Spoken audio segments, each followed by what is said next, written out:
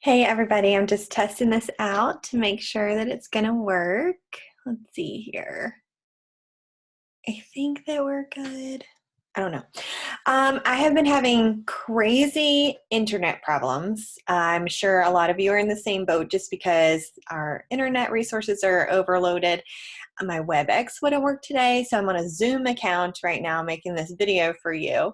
Um, First, I really enjoyed talking to you guys. The ones who have reached out to me, thank you. I've enjoyed our chats and emails, just hearing from you.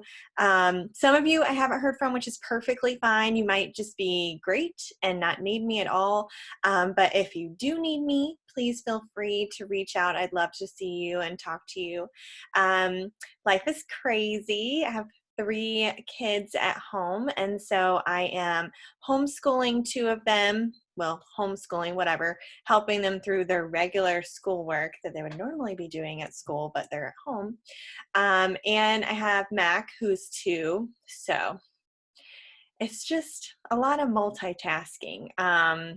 The days when my husband's not here, because he'll sometimes have to go into the office, it's like a madhouse. So I can only imagine what a lot of you guys are experiencing. There's just a lot that we're having to manage all at one time.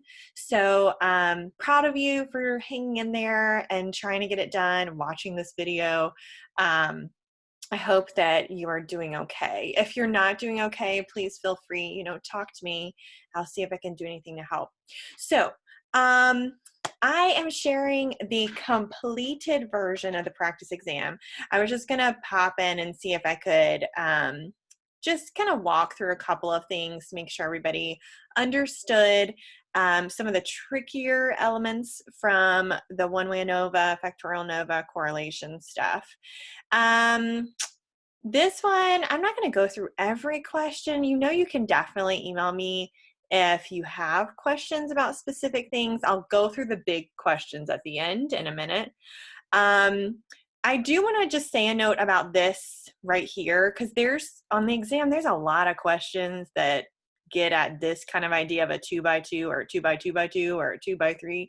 And you really need to understand that to answer a lot of the questions. So for example, here where it says in a 2x2 factorial design, there are 2 numbers here, and that tells you that there are 2 independent variables. Okay, and because there are 2 independent variables, you have 2 main effects that you could talk about. So you can talk about the main effect of the first variable, and you can talk about the main effect of the second variable. There is only one interaction here. There's 2 independent variables, as I said a minute ago, and they can only interact one time. Okay, so keep that in your mind, because a lot of you keep wanting to say there's a lot of interactions. I'm like, no. So in a 2x2, there's only one interaction. Okay, I'll come back to that maybe if we find a bigger design as we go through this. Remember, marginal means are about main effects. Okay, so marginal means and main effects go together. This one's just looking for total conditions. Remember that you're multiplying that. So in a 2x3, it's going to be 6. You're not adding.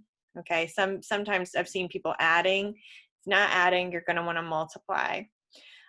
Correlation coefficients, can they be 0? Of course, they could be 0. But if they're 0, that means there's no relationship between the 2 variables. There's nothing going on. They're not related at all. Down here, degrees of freedom. So remember in one of the videos I talked about how when you're doing correlations, your degrees of freedom, you have to calculate n minus 2. That's odd. It's not what we're used to. Normally we're doing n minus 1, but for a correlation, I'm going to do n minus 2. And that's because correlations are essentially based on predictions about lines. And in order to know kind of what the line looks like or what direction the line's going in, you have to have 2 dots on that scatter plot. Like if you just have 1 dot, I mean, it could be like, who knows which way it could go. I don't know. I could just draw a straight line any way I want through that dot.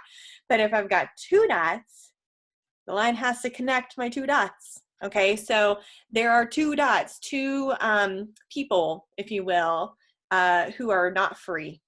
Okay, so that's why your degrees of freedom is going to be n-2. So let's see, this is just about causality. That's the very last slide in your correlation causality PowerPoint.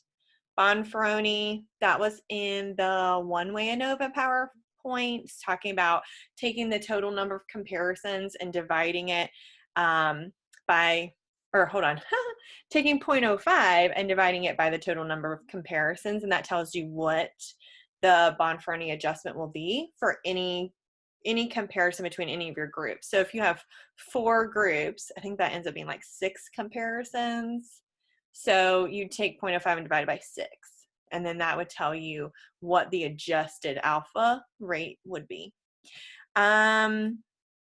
Remember, just go back through our one-way ANOVA notes and look at between group variance and within group variance. We covered all of that before spring break.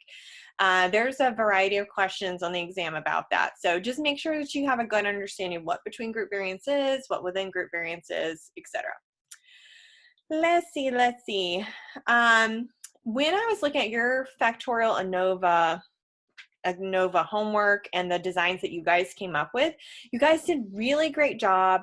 I tried to give you some really detailed feedback on Canvas because I really just wanted to make sure that you were good, that you understood what I was saying. There were a couple of situations, I mean, it might have happened 5 or 6 times where people's designs didn't work because they weren't being clear about what the 2 independent variables were and what the dependent variable was. So remember, when you're doing something like this, I mean, you have 3 variables you're talking about. Like if it's a 2x2 or a 2x3, you have 2 independent variables, okay? And then you have to identify what's your outcome, right? So if you're looking at this example here, we've got, let's see, the likelihood of contracting COVID-19, I'm funny, based on your spring break destination and your level of extroversion. Okay, so what I did here, made up some numbers and then asked you a variety of questions about them. But the numbers here, the numbers tell me about the likelihood of contracting COVID-19. Okay, so the numbers are reflecting the dependent variable. And then of course, so for example, the 7 here, this represents the average for people who were extroverted and went to the beach for spring break. So on average, their likelihood of contracting COVID-19 is a 7. Okay. And you know, you can kind of just look at this whole breakdown here. So let's see, the next question, the dependent variable, COVID-19. What does the main effect of spring break destination tell us? Remember, if we're talking about main effects, just talking about these marginal means down here. Okay, so it's telling us that you are more likely to contract COVID-19 if you went to Disney World as opposed to the beach. This is bad news for somebody like me who went to Disney World for spring break. That's smart. Okay. Okay. So that's your main effect for spring break destination. You have another main effect of extroversion over here that you could talk about. I just don't think I asked you questions about it, so I didn't do the marginal means, but they would be a 5.5 and an 8. So you're more likely to contract COVID-19 if you're extroverted as opposed to if you're introverted. Okay. Is an interaction possible? Oh, let's talk about this. Okay. Yes, it is. How do we know this? It is because the pattern in row 1 does not match the pattern in row 2. So in row 1, these are introverted people. Going from Disney World to beach, you go down by 5 points. For the extroverted row, from 9 to 7, you go down by 2 points. Because down 5 and down 2 are different, an interaction can be happening here. Okay, and if you look at the numbers inside the boxes, you can tell, like, it's not a straightforward story that we could just get from our marginal means. I mean, basically, if you went to Disney World, it doesn't matter if you're introverted or extroverted, you're probably getting COVID-19, okay, because you went to Disney World. So even if you're an introverted person, I mean, people are touching you. you're having to touch space. It's too many people and too confined of space. And you're like, I mean, even if you don't want to be with them, you are. And so therefore, your chance of getting COVID-19 is almost just as high as your extroverted friends. But if you go to the beach, we can see a big difference here, right? Our extroverted people might be like really putting themselves in spaces with other people because they're like, ooh, you know, there's other people to hang out with. I'm going to go out. I'm going to go party at the Spanish Galleon, whatever you're doing. Okay. But those extroverted people, more likely to get the COVID-19. Our introverted people are just laying out on the beach by themselves. Okay, so maybe they're less likely to get COVID-19. So that's a cool interaction pattern here where the effect of like introverted, extroverted, like the difference there, it really depends on where you went to spring break, where you went for spring break, okay? It matters for the beach and it doesn't matter for Disney World. So anyway, I could talk about this all day. Blah, blah, blah. Okay. That's marginal means. Oh, I did. It's just because I was asking you to calculate the marginal mean for introverted. That's why I didn't write them there. I wrote it down here. Who knows? Okay. All right. Correlations. This is a positive correlation. Yep. So the scatter plot, the dots are going up. So it's positive correlation. If the dots were going down, it'd be a negative correlation. If you had to guess the value of this correlation, what would you choose? Okay. So no, you're not trying to do some math here. It's just there's only one actual reasonable possible answer, okay? You already know it's a positive correlation, so therefore it has to be 0.7 or 1. And if it was 1, all the dots would literally be in a straight line, okay? They would be a straight line if it was a perfect correlation, have perfect prediction. So it can't be that. So it has to be 0.7. I literally made that up too because I have no idea if the scatter plot would be 0.7, maybe. But I mean, kind of guess because it looks like it could be 0.7. Okay. Why would you want to do a factorial ANOVA instead of multiple one-way ANOVAs? This is straight from your PowerPoint, honestly. It's more efficient. If you're trying to investigate 2 different independent variables, why not put them in the same study, right? Like if I'm interested in how spring break impacts your likelihood of getting COVID-19 and how being introverted or extroverted predicts your likelihood of getting COVID-19, just put them in the same study, right? I have to get less people. That's smart. But the real joy here is that then you can look at the interaction. You can look at how those 2 variables weave together and how one might impact the other one. Okay. All right. In your own words, homogeneity of variance. This is just our assumption that our variances are going to be equal. We already saw this with independent samples t-test. We assume that the variances will be equal. Guess what? We have it again for our one-way ANOVA. So that's important. If your F-score in a one-way ANOVA is less than 1, what does this mean? It's bad. It's bad. I don't like that. But basically, it means you had more variability within your people, within your groups than you did between your groups, and that's bad. Okay? You don't have any treatment effect happening. There's no difference really between your groups that's not accounted for by chance. So it's a very sad situation. Bond-fronted correction basically allows you to keep all of your comparisons at an overall total alpha of 0.05.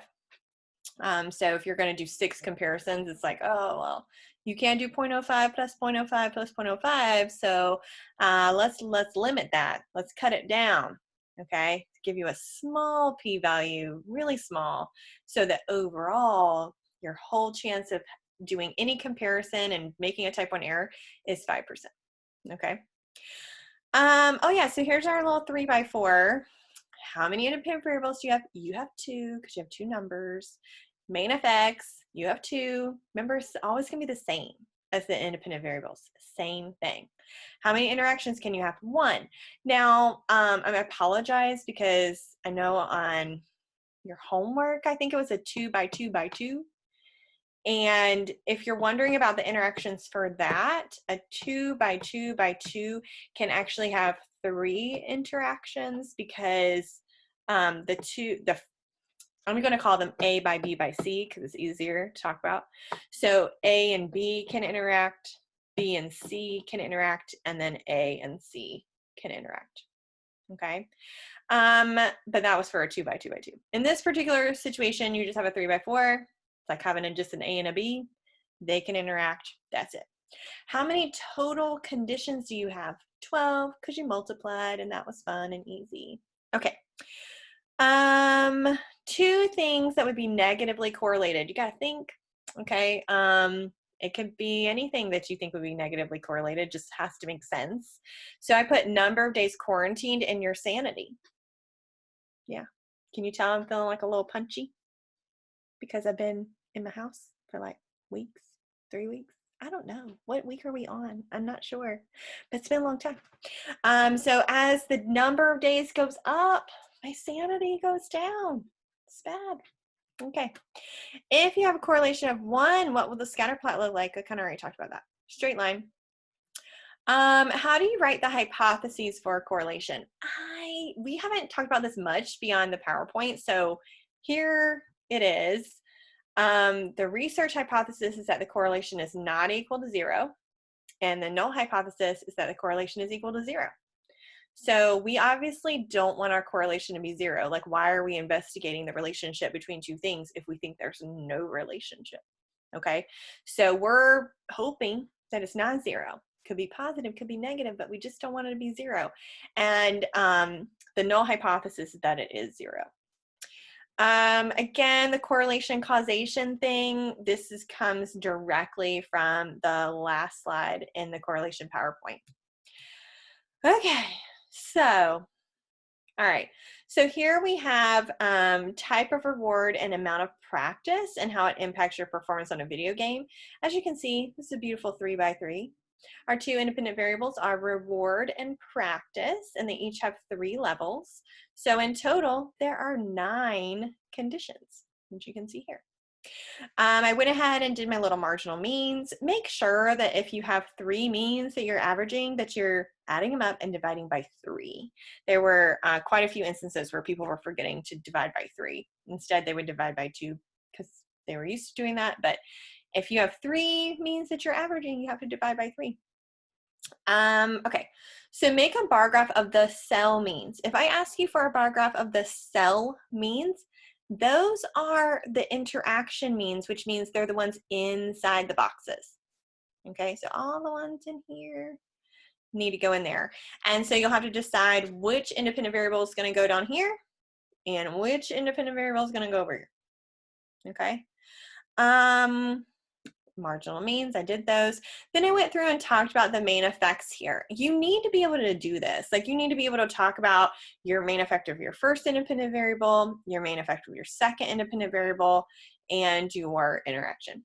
Okay, so make sure that you can do that for the exam. That'll be important.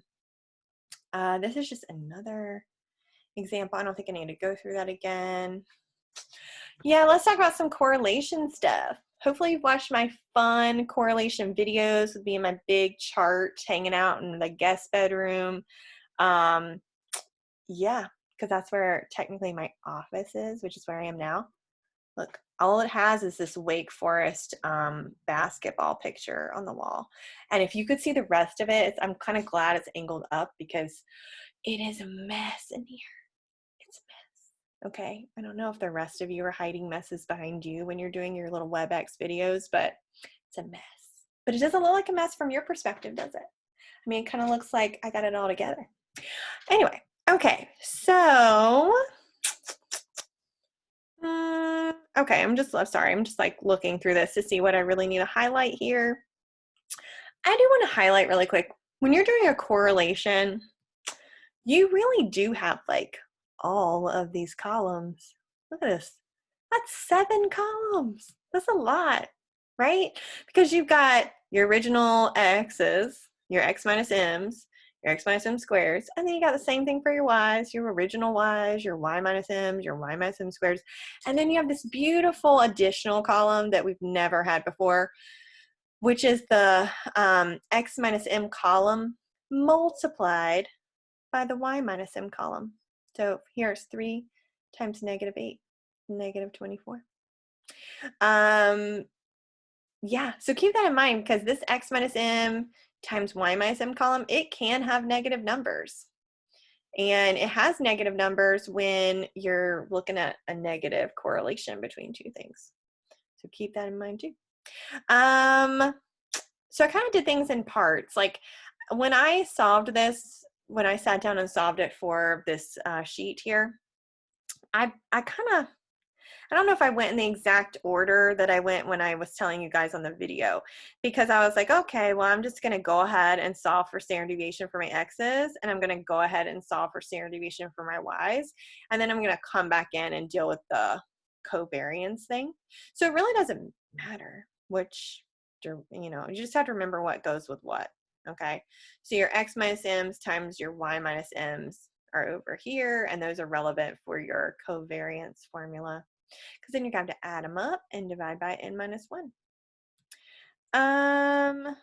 Correlation, you'll need your covariance that you just found and your two standard deviations. I don't think it'll matter which order you do these in, but I always do the bottom first, where I multiply the two standard deviations together first, and then I take the covariance and divide it by whatever that multiplicative thing was. And then, okay, so once you find your correlation, remember the correlations are your R, that's your R. And we find it and we're like, great. And it falls within the range from -1 to 1. So we're like, sweet, hopefully I did it right.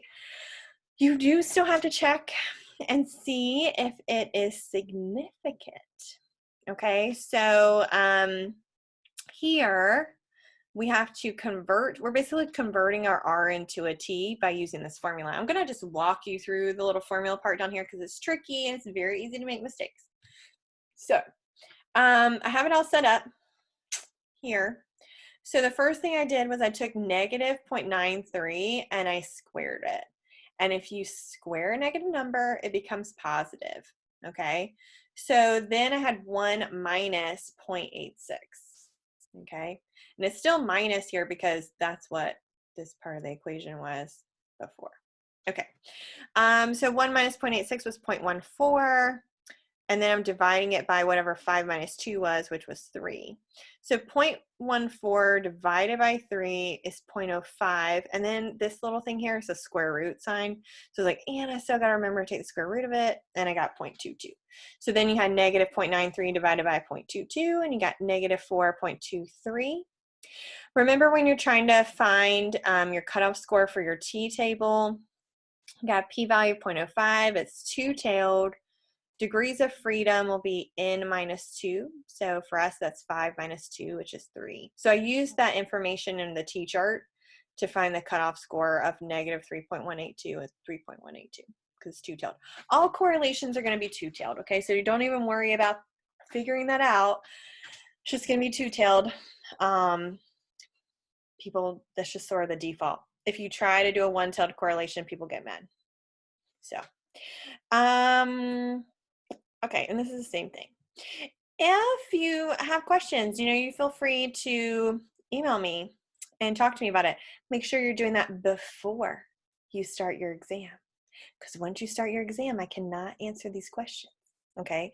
So ask me your questions in advance. You are allowed to use your notes, whatever, for the exam. I always feel like trying to hold people to the honor code in this type of situation is not nice for the people who care about the honor code. So, but I do not want you working with other people at all. Okay. If I find out anything about you sitting down with another person doing this, or somebody sharing something with you from the exam or anything like that, you will automatically get a 0. Okay. That is absolutely not okay and not allowed. So make sure you're doing this, your own work, your own time, by yourself, and your notes. Okay. Anything other than that is not acceptable. If you've got questions, you can let me know, but you are not allowed to work with another person, have anybody else's input on it, anything like that. Not okay. Okay. I think that's it. I think. Anyway, if there's anything else, I will obviously send you an email or something because I'm sure you don't have enough emails in your life. Okay, let's see. I'm gonna stop this. Bye.